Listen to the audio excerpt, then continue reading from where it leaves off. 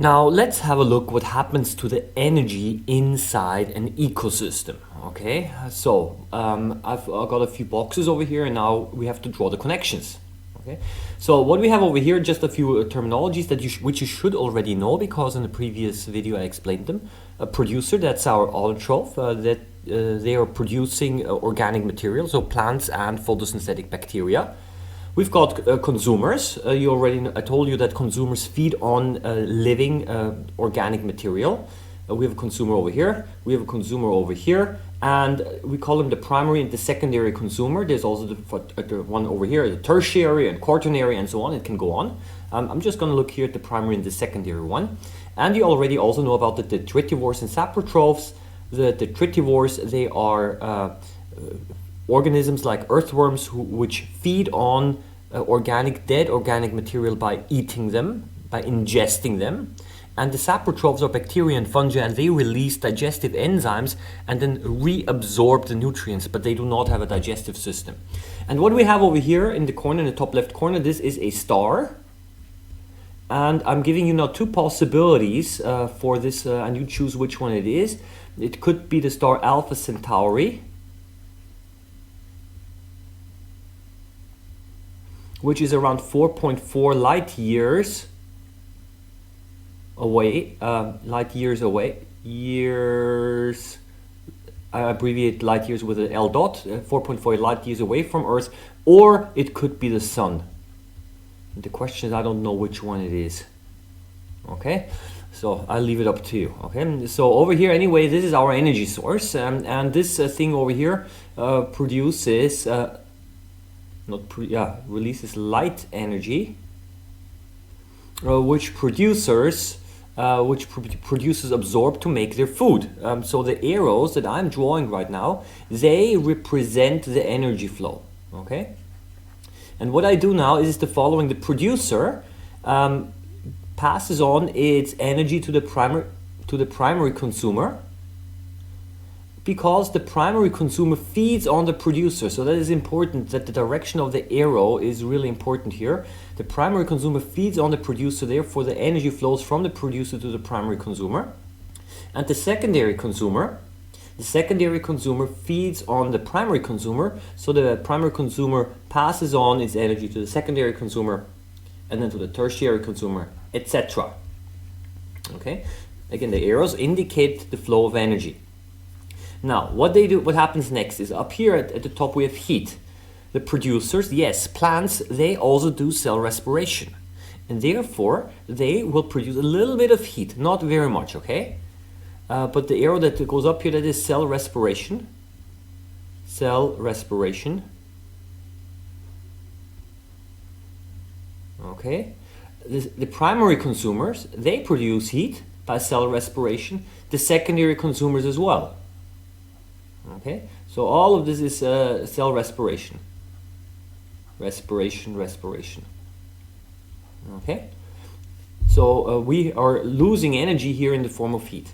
Now, the other thing is the following: producers, primary consumers, and secondary consumers, they can die before they are eaten by the next generation, or they produce wastes. So what we have is that some of the plants are not eaten and they die before they're eaten. Okay. What happens now is that the organic material goes and is eaten by the detritivores and saprotrophs, and so that means that over here what we have is we have a death. Okay, the primary consumers, they will basically die, death, and also not all of them are eaten by the next generation. So we have also death and a loss of energy because they're not yet eaten, and the same for the secondary consumer. Okay, so we have death, waste, production, because wastes that they produce still might contain energy, they might be organic, and also not eaten, not yet, or no, I should write eaten before, or death, waste, so the dead or not eaten. But I just realized actually not being eaten and death is actually the same thing, because when they die they have not been eaten by the next generation. I just realized. Well, so in that sense maybe this not eaten is not a good thing here anyway. Just gonna erase this again here. Of course, if they die, then if they die before they're eaten, well then it's called death, right?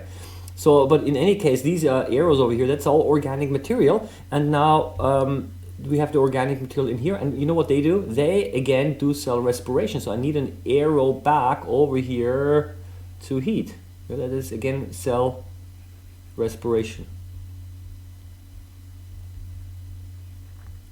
Okay, and now the interesting thing here is the following. The interesting thing is that over here, these arrows over here, it's only about approximately around 10% of the total energy is passed on to the next level. And what I have, 10%. And these are the producers, primary consumers, and secondary consumers. These are referred to as trophic levels. Okay, trophic levels. So they, if they ask you, okay, identify the trophic level of, I don't know, organism X, then they want you to know, well, is it a primary consumer, a secondary consumer, or a producer? Okay, so that is, so first of all, please understand most of the energy, and so where's the rest of the energy? Where's the 90%? Well, the 90% of the energy is lost because of cell respiration and death before it is able to be passed on to the next generation. Not next generation, to the next trophic level. Heaven's sake, what am I saying? Okay, so that is again a new term here that you have to know. Okay, so that is the energy flow in an ecosystem. However, there is one thing that I now need to simply tell you here, is that when we have a food chain, and we have A, B, C, D, okay, it is like this, that it is very unlikely that there are more organisms than around the tertiary consumer. So it's a producer, primary consumer, secondary consumer, tertiary consumer. It's very unlikely that we have another level here, and the reason being is because the energy is already so low that it's unlikely for further trophic levels to be included here, right? Because in every case we only pass on 10%, a tenth, okay? So it goes down pretty quickly here, and that's the reason that we don't have enough energy here. So that is number one. Number two, please understand that the arrow has to point into the correct direction. Some people say the following: a cat eats the mouse. And that is wrong, okay? Because the arrow is into the wrong direction. It's not like this, okay? That is wrong. Yeah, you have to say the mouse. The energy of the mouse goes into the cat. Okay, because the meat of the mouse carries the energy for the cat. And that is correct here, okay? Another thing that it is, if you make a food chain, actually maybe I should erase again a few things here so that it's easier for me to write. When you make a food chain, do not include the sun. Okay, don't include the sun at the beginning. Oh, okay, now I gave you the answer. Okay, do not include the sun as an energy source. Do not include, of course, the heat. Okay, it's kind of obvious because all of them produce heat. And do not include the detritivores and saprotrophs. Well, actually, these guys are here. The decomposers, another word. Decomposers, okay? And do not include the decomposers. Okay, so that is because it's kind of clear that they have to exist anyway. So when you would make a food chain, you only include these over here, but don't make a generic food chain. Okay, don't say producer, primary consumer, but secondary consumer, but do use okay, specific species names. Do not write, okay, that's a plant. Okay. Yeah, that's don't say that. Yeah, of course it's a plant, but when you make a food chain, you have to say which plant is it. Okay, that is really important. Yeah, don't say primary consumer. Oh, it's some kind of a fish. No, which one? Okay, or it's a mammal. Oh, no, which one? You got to be very specific here when you're making a food chain. Okay, so that is essentially how energy flows, and you can now see the following, and it's really important here, is that in an ecosystem like this, the energy flow, that's an open system. Now what does this mean? Open system, just going to write it over here at the top so that, because I don't have enough space, open system.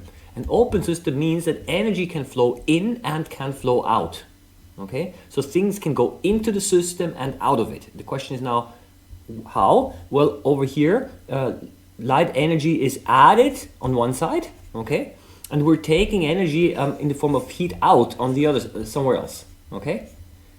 Where does the heat go? Well, it heats up the atmosphere heats up the universe. So ultimately the whole thing heats up the universe. But the universe does not heat up because it expands, it actually cools down. Forget about it, okay? The point is that the system that we're looking at here, okay, is an open system, and there's energy going into it and there's energy going out of it. And that's what we call an open system, okay? So that is it, and my foils are really starting to look more and more chaotic every time I'm doing a presentation. Okay, and it doesn't matter, I wish you all the best.